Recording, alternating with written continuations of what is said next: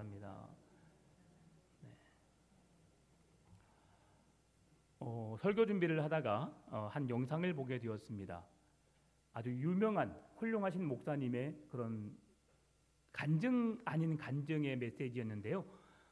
그 메시지를 들으면서 참 많이 그렇구나라고 하면서 공감하게 되었습니다. 어떤 내용인가 하면 그 목사님이 결혼하고 첫 딸을 얻게 되었습니다. 너무 사랑스러운 딸이지요. 그래서 그 딸을 양육하다가 어찌하다 보니까 약을 먹게 되었는데 그 약의 부작용으로 아이가 장애아가 되었어요. 정신적인 장애아가 되었죠. 그러면서 이제 목회 선상에 들어서면서 내가 이 아이를 데리고 어떻게 목회를 할 수 있을까라고 걱정하면서 목회를 내려놓을 생각을 했다고 합니다.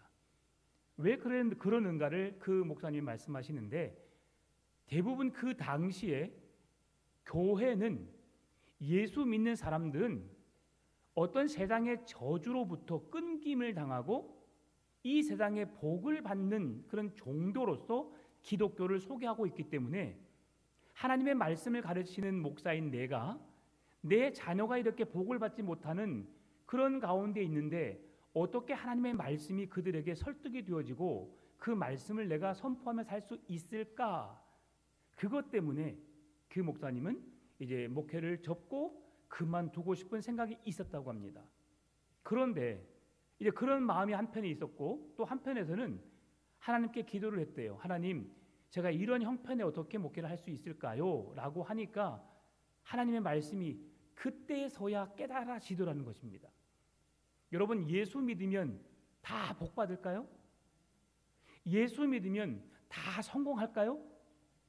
예수 믿으면 모든 것이 그냥 만사의 형통, 우리에게 부족함이 없는 삶을 살게 될까요?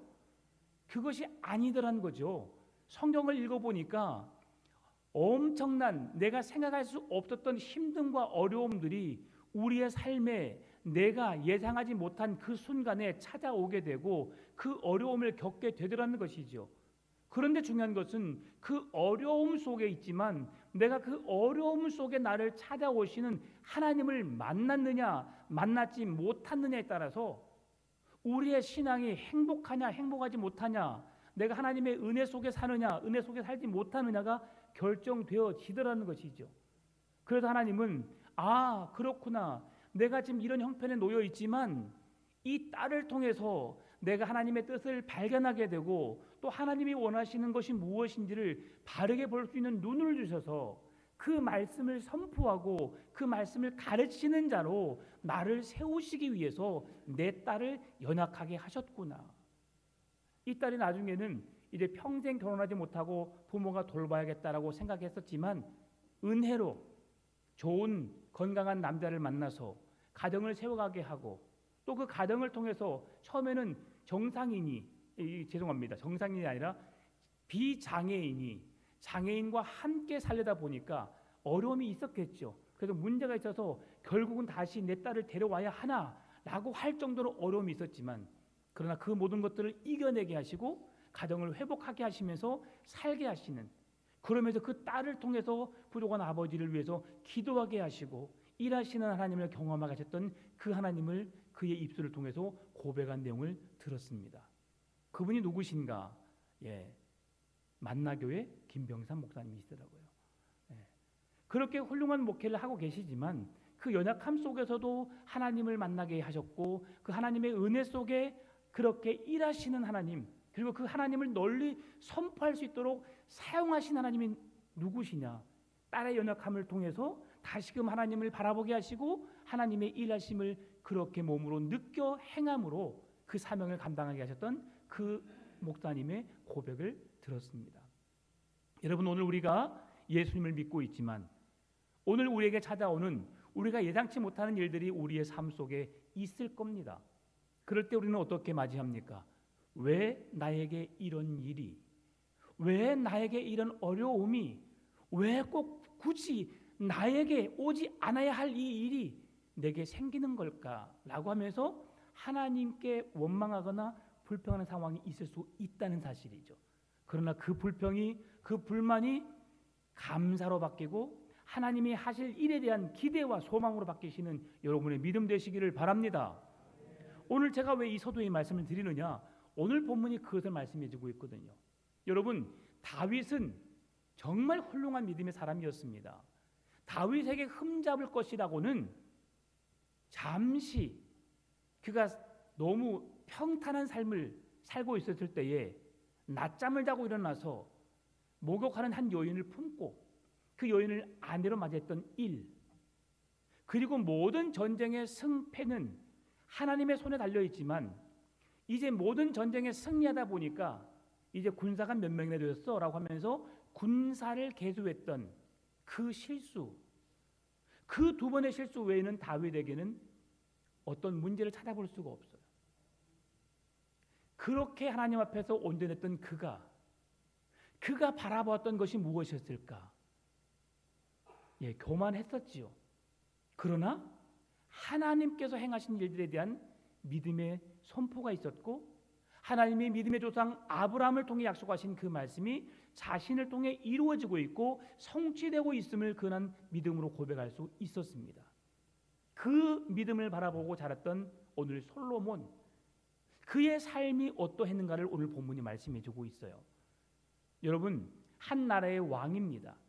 지금 다윗이 다스렸던 그 나라는 다른 모든 나라가, 거의 대부분의 나라가 이스라엘의 조공을 바치며 그의 앞에 머리를 굽신거리며 머리를 숙이며 그 나라의 눈치를 보며 살아야 했던 그 시대였어요.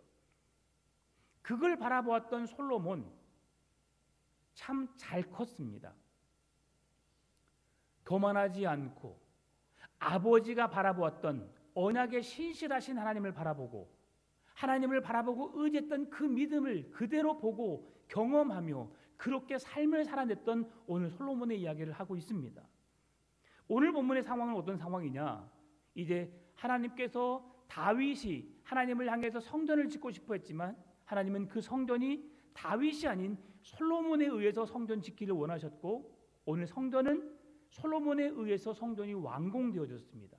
그리고 이번 주에 그 지성소에 하나님의 법궤, 하나님이 임재하시는 그 법궤를 안치하고 성전이 이제 하나님을 예배하기에 모든 것이 준비되어진 상황입니다.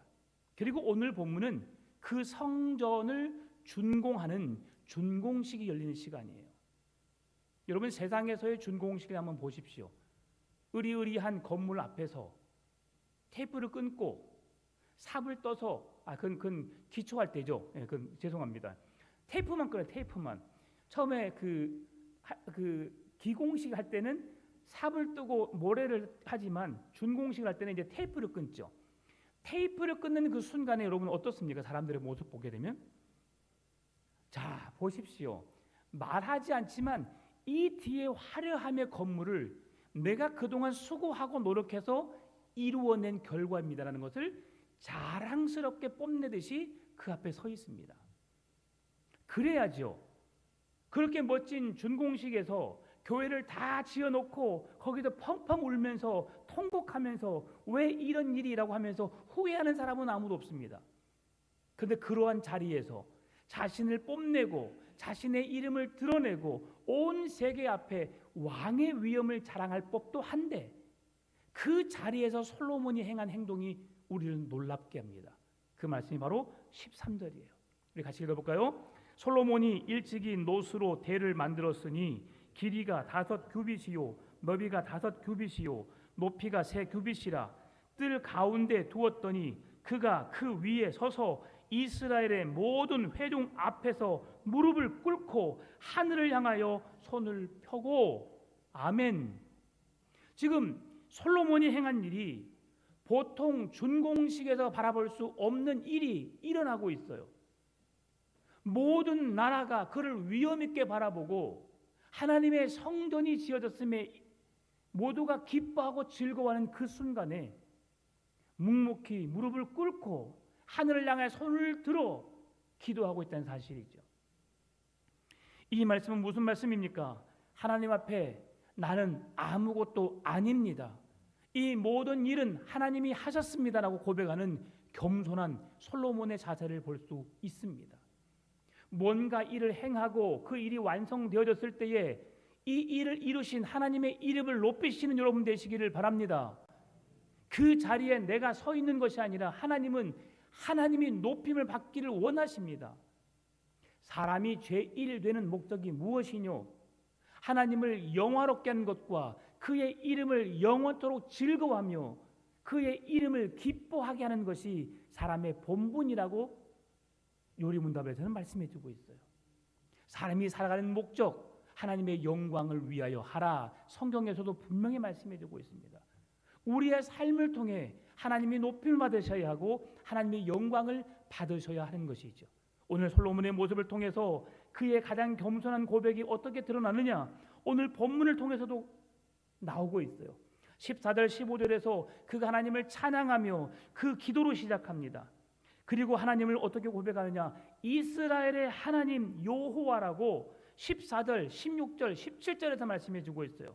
그리고 그 하나님이 누구의 하나님이냐? 나의 하나님이라고 19절, 40절에서 말씀해 주고 있다는 사실이에요. 여러분, 하나님이 어떤 하나님이시라고요? 이스라엘의 하나님. 이스라엘에 찾아오셔서 그들을 구원하셨고 그들에게 구원하실 뿐 아니라 신실하신 하나님, 그들에게 언약을 맺으신 하나님께서 그 백성들을 붙드시고 지키시고 함께 해주시겠다는 약속의 하나님이 지금 그들 가운데 거하시는 거예요. 온 우주 만물을 말씀으로 창조하신 전능하신 하나님이 누구의 하나님이라고요? 나의 하나님이라고 지금 솔로몬이 고백하고 있어요.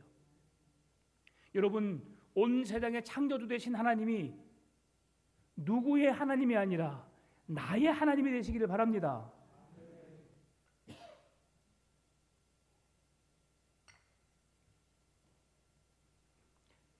하나님이 나의 하나님이 되지 않으면 하나님이 행하신 그 모든 일은 우리와 아무런 상관이 없는 것이 됩니다. 예수 그리스도의 십자가의 죽으심이 그 하나님이 나의 하나님이 되지 않으면 그 죽으심은 나와 아무런 상관이 없는 것이 되는 거예요. 온 우주 만물을 말씀으로 창조하신 전능하신 하나님이 나의 하나님이라는 고백이 있을 때에 그 하나님이 이루신 모든 일들은 나를 위한 것이며 나를 구원하기 위함이고 그 모든 행하신 일들은 나와 연관된 일이라는 것을 우리가 확인할 수 있습니다. 어떻게 그 일들이 이루어질 수 있느냐? 여러분의 믿음의 고백을 통해서 하나님의 하나님 되심을 인정해 갈 때에 하나님은 여러분의 하나님이 되어주신 줄 믿으시기 바랍니다. 특별히 솔로몬은 자기 자신과 아버지 다윗을 향해서 하나님은 나의 하나님이시지만 나와 아버지 다윗은 하나님의 종입니다라고 고백합니다. 15절, 17절, 19절, 20절에서 말씀해 주고 있어요. 그리고 이스라엘 백성들은 하나님의 종이자 백성이라고 14절, 15절, 16절에서 말씀하면서 하나님과 나와의 분명한 관계를 이야기하고 있습니다. 여러분, 우리가 결코 하나님의 자리를 넘볼 수 없습니다. 하나님의 자리로 나아갈 수 없습니다. 그러면서 우리는 하나님이 열어놓으신, 우리에게 베풀어 놓으신 그 구원의 길로 나아갈 때에 우리는 하나님의 것을 우리의 것으로 취할 수 있습니다. 하나님을 나의 하나님으로, 나는 그의 종, 그의 거룩한 백성임을 고백하며 나가시는 여러분 되시기를 바랍니다. 그렇게 하나님께 은혜를 구한 솔로몬 14절 말씀에서 이르되 이스라엘 하나님 여호와여, 천지에 주와 같은 신이 없나이다. 주께서는 온 마음으로 주의 앞에서 행하는 주의 종들에게 언약을 지키시고 은혜를 베푸시나이다. 아멘. 자, 하나님께서 은혜를 베푸시고 언약을 지키신 하나님 말씀하시는데 그 앞에 말씀을 보게 되면 뭐라고 되어 있어요? 주의 앞에서 온 마음으로 주의 앞에서 행하는 주의 종들에게입니다. 온 마음으로 주의 앞에서 주의 종들에게, 주의 앞에서 행하는 주의 종들에게 언약을 지키시고 은혜를 베푸신다. 여러분, 온 마음으로 주 앞에서 믿음으로 행할 때에 하나님은 우리에게 약속하신 말씀이 우리의 것이 되게 하신다고 오늘 솔로몬의 고백을 통해서 볼 수 있습니다. 여러분, 이 기도의 내용은 17절까지 이어지게 되는데요, 하나님의 약속 성취에 대한 감사와 다윗 언약의 영원한 성취에 대해서 기록해 놓고 있습니다. 성전이 완공된 것 그 자체가 이미 약속하신 하나님의 약속이 이루어진 것이고, 그러나 그것으로 끝나는 것이 아니라 지금 솔로몬의 고백은 성전이 완공되어졌고 건물이 지어졌지만, 그러나 지금부터 하나님이 하실 일들을 기대하게 되고 백성들의 자세가 지금부터가 중요함을 말씀해 놓고 있는 거예요. 여러분, 성전이 아름답게 지어졌습니다.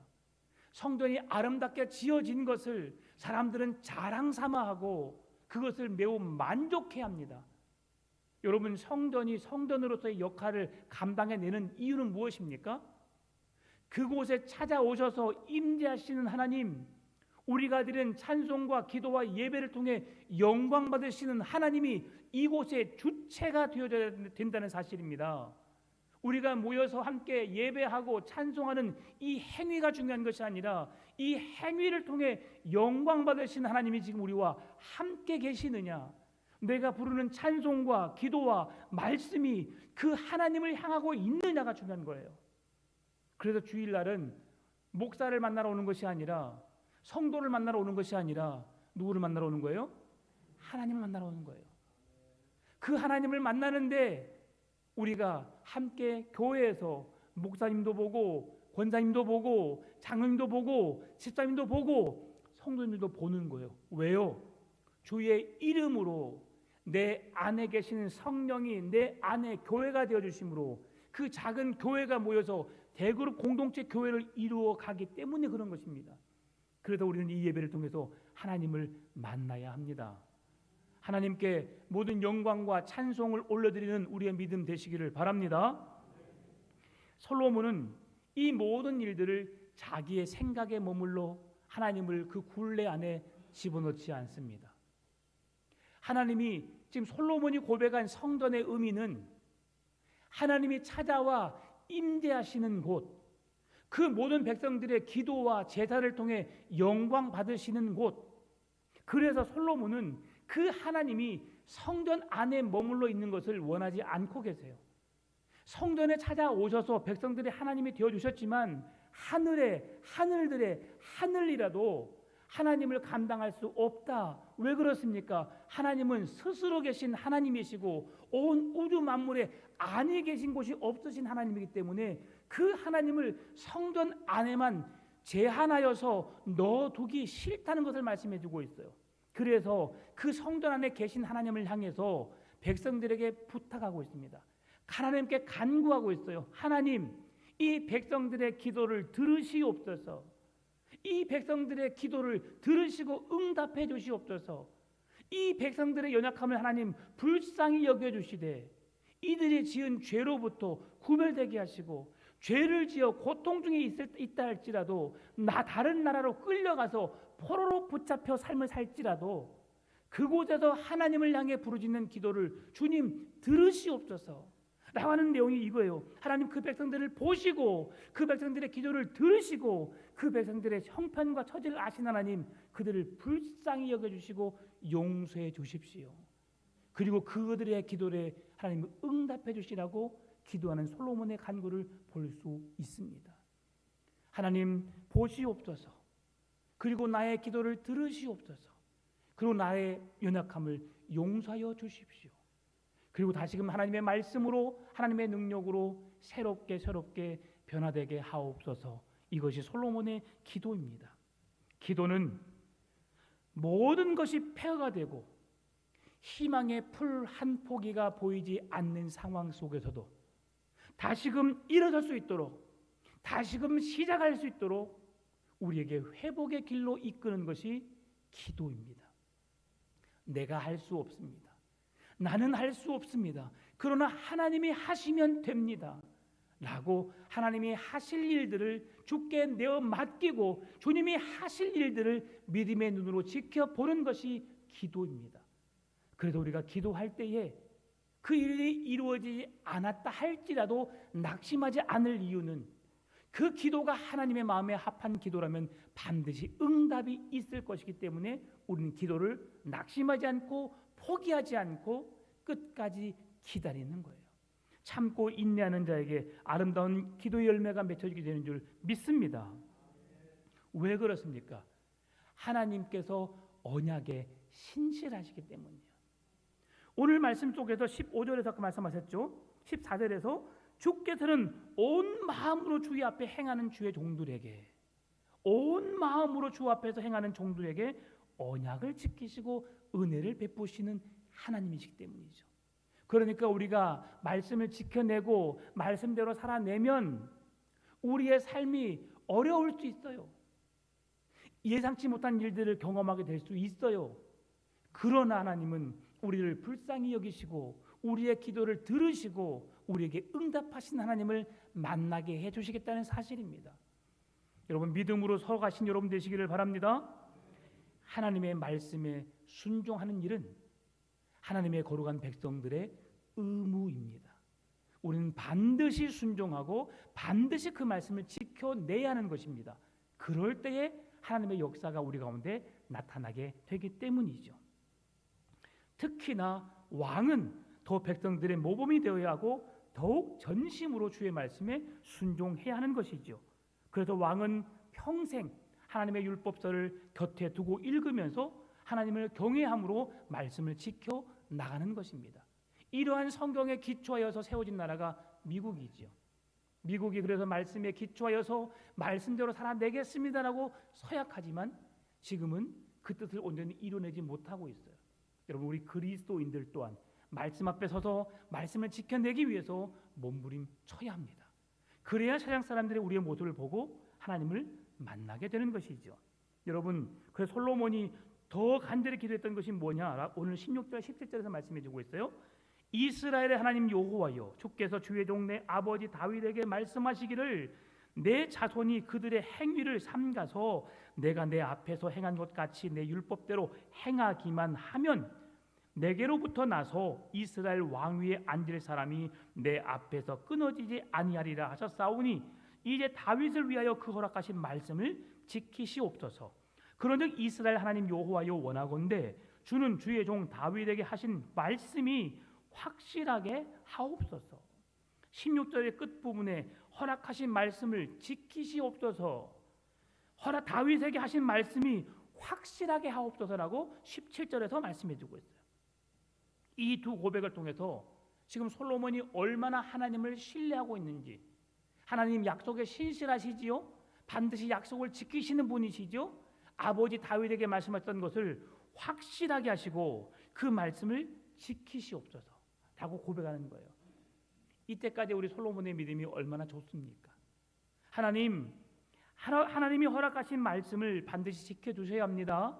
그리고 그 말씀이 확실하게 나의 삶을 통해 나타내야 합니다 라고 하는 것은 신실하게 하나님의 말씀을 믿고 그 말씀 앞에 선 솔로몬의 모습을 볼 수 있어요. 여러분, 이제 그 이후에 솔로몬이 조금 변질된 모습을 보이게 되지만 오늘 본문의 상황 속에서 우리가 하나님 앞에 내가 설 수 있고 내가 영광을 누릴 수 있고 하나님이 서야 할 그 자리에 내가 서 있으므로 이 세상의 영광을 취할 수 있는 그 자리에서 솔로몬처럼 무릎을 꿇고 하늘의 하나님을 향해서 간절히 부르짖어 기도한 여러분 되시기를 바랍니다. 아버지 다윗에게 약속하셨던 그 말씀을, 그 언약을 붙들고 그 말씀을 지켜달라고, 그 말씀을 행해달라고 주께 기도하는 솔로몬의 믿음이 여러분의 믿음이 되시기를 바랍니다.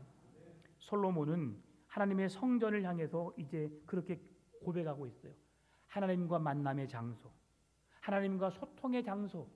그래서 그 성전을 향해서 그 백성들이 어느 곳에 있든지 자기 죄를 고백하고 자백하고 회개함으로 주께 나오게 되면 그 백성들의 나오는 모습을 주님 보시옵소서. 그 백성들의 간절한 기도를 들으시옵소서. 그 백성들을 불쌍히 여기시고 그 하나님께서 언약에 신실하신 하나님께서 그 약속의 말씀을 지켜달라는 솔로몬의 기도를 볼 수 있습니다. 우리가 하나님 앞에서 우리가 가장 먼저 그러면 해야 될 일이 뭘까요? 바로 죄의 고백입니다. 나는 죄인입니다. 하나님 그 크신 사랑으로 나를 용서해 주십시오라고 회개 기도가 있어야 합니다. 회개하지 않으면, 주께 용서를 구하지 않으면 우리는 파멸, 하나님의 심판을 피할 수 없게 됩니다. 그 심판의 자리에서 떠나기 위해서, 하나님의 구원의 은혜를 덧입기 위해서 우리가 반드시 행해야 될 건 뭐냐면 죄를 우리로부터 멀어지게 하고 죄로 구별된 거룩한 백성으로 서가는 것입니다. 여러분, 그렇게 회개하는 자에게 하나님께서 긍휼을 베푸시는데요, 오늘 모세도 그런 기도를 드렸어요. 출애굽기 32장 13절, 주의 종 아브라함과 이삭과 이스라엘을 기억하소서. 주께서 그들을 위하여 주를 가리켜 맹세하여 이르시기를 내가 너희의 자손을 하늘의 별처럼 많게 하고 내가 허락한 이 온 땅을 너희의 자손에게 주어 영원한 기업이 되게 하리라 하셨나이다. 이스라엘 백성들이 우상을 섬기고 하나님을 멀리했을 때에 하나님, 이 백성들을 불쌍히 여겨 주십시오. 이들을 용서하여 주십시오. 그런 하나님, 아브라함에게, 이삭에게, 야곱에게 허락하셨던 그 언약에 신실하신 하나님이요, 이 백성들을 불쌍히 여기시고 이들에게 긍휼의 은혜를 베푸시라고 기도했던 모세의 기도를 들을 수 있어요. 여러분, 하나님은 언약을 주장하는 모세의 기도를 들으시고 진노를 돌이키셨습니다. 그리고 하나님은 오늘을 살아가는 우리들에게도 그 약속을 신실하게 지키시는 하나님이심을 보여줍니다.